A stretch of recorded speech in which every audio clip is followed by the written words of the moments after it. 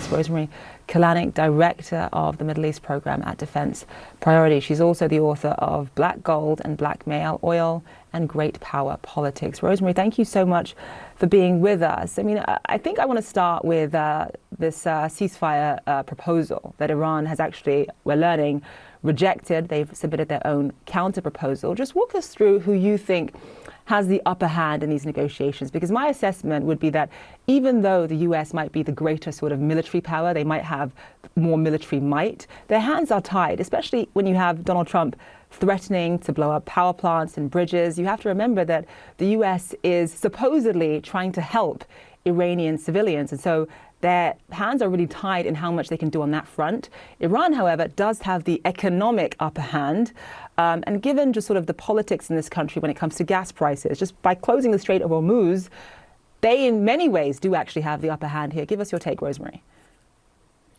I agree fully. Iran has the upper hand here. And Trump's war on Iran has actually increased Iran's bargaining power compared to where it was before the war started. So Trump expected Iran to fold immediately. They have not. Now Trump doesn't have an exit strategy. So that's one way that Iran has been bettered by this conflict, right?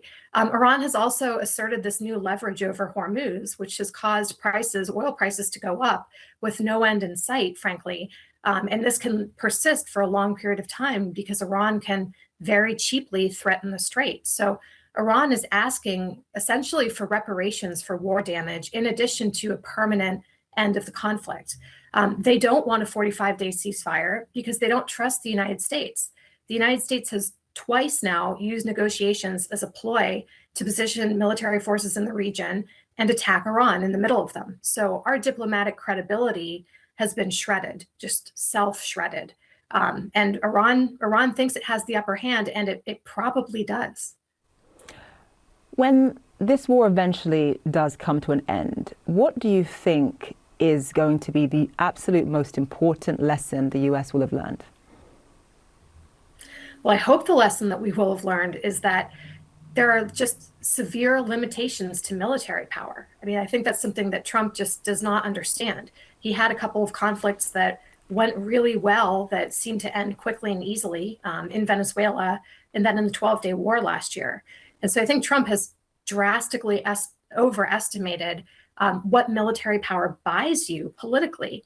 And this is a political conflict. And no matter how much the United States blows up in Iran, for Iran, the stakes are existential. It's a total war for them.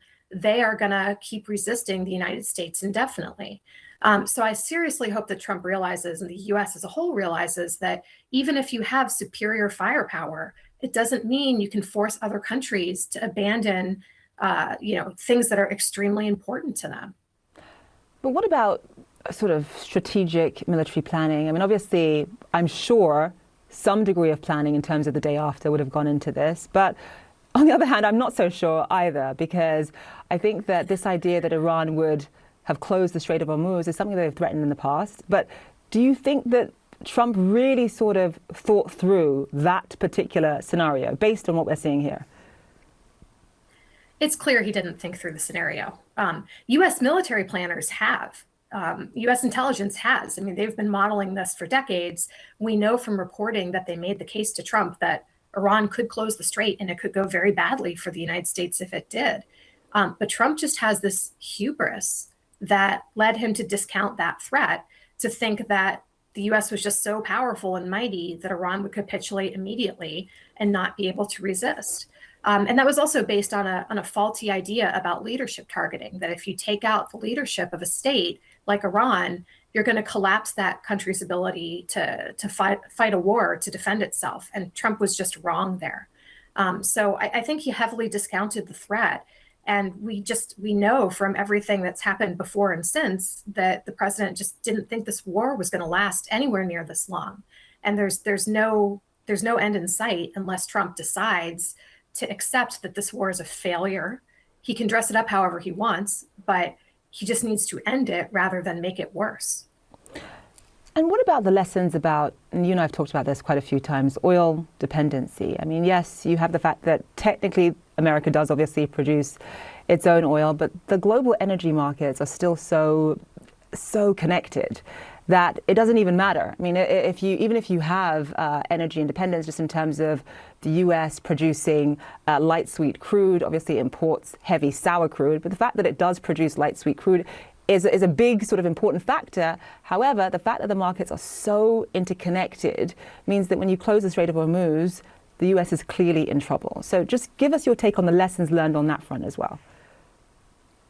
Yeah, I mean, the lesson that we should learn is we are not immune to shocks in global commodities, right? So a global oil shock, even if we produce more oil than we need domestically, we are not immune to the price consequences of that. And consumers are going to pay higher prices because of this, and probably for a long period of time. Over the medium to longer term, the obvious solution for the US should be to try to decrease how much the US economy relies on oil, not just oil from the Middle East, just oil, period. Because then shocks to the global oil market will hurt the US less. And clearly, the best way to do that is to really push adoption of EVs, of electric vehicles, because they can run on electric grids that are 99% independent of oil. Rosemary, I'm so sorry. I have to actually cut you off because President Trump is speaking at the White House, so let's listen in. In phase one and phase two, they were lunatics.